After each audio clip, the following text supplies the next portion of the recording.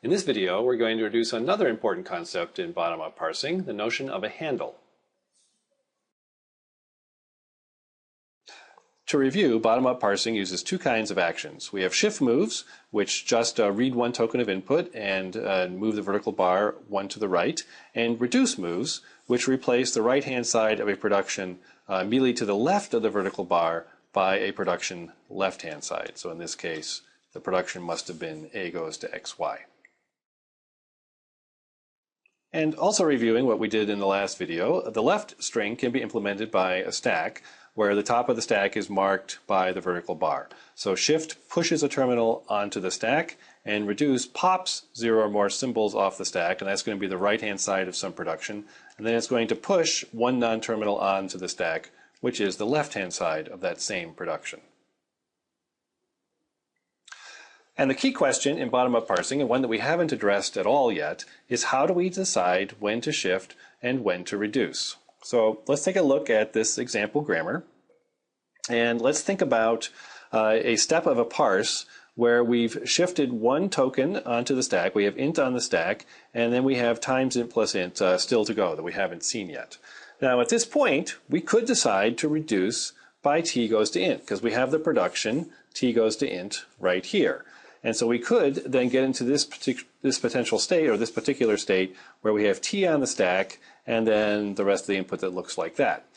But you can see that this would be a mistake. There is no production in the grammar that begins t times. There's no production up here that looks like t times.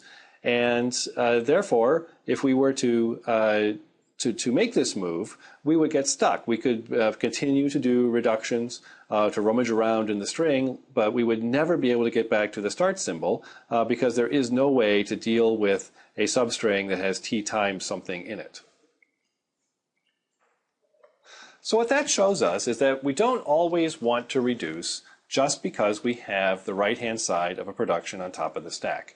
To repeat that, even if there's the right-hand side of some production sitting right there on top of the stack, it might be a mistake to do a reduction. We might want to wait and do our reduction someplace else.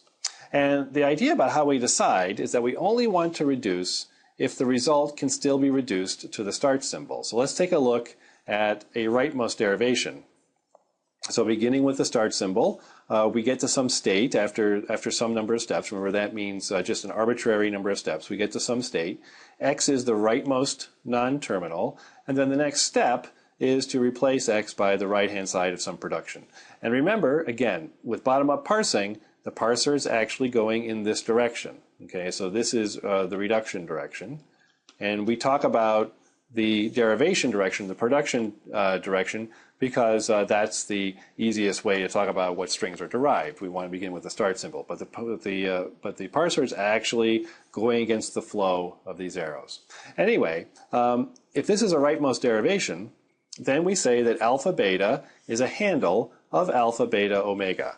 And that just means that yes, it would be okay in this situation to reduce beta to x, that we could replace beta by x because it's not a mistake. We can still, by some sequence of moves, get back to the start symbol, by doing more reductions. So handles formalize the intuition about where it is okay to do a reduction. A handle is just a reduction that also allows further reductions back to the start symbol. And we clearly only want to do reductions at handles. If we do a reduction at a place that is not a handle, even though it looks like it's the right-hand side, or may actually be the right-hand side of some production, that doesn't mean that it's actually a handle, and we might, if we reduce there, we may get stuck.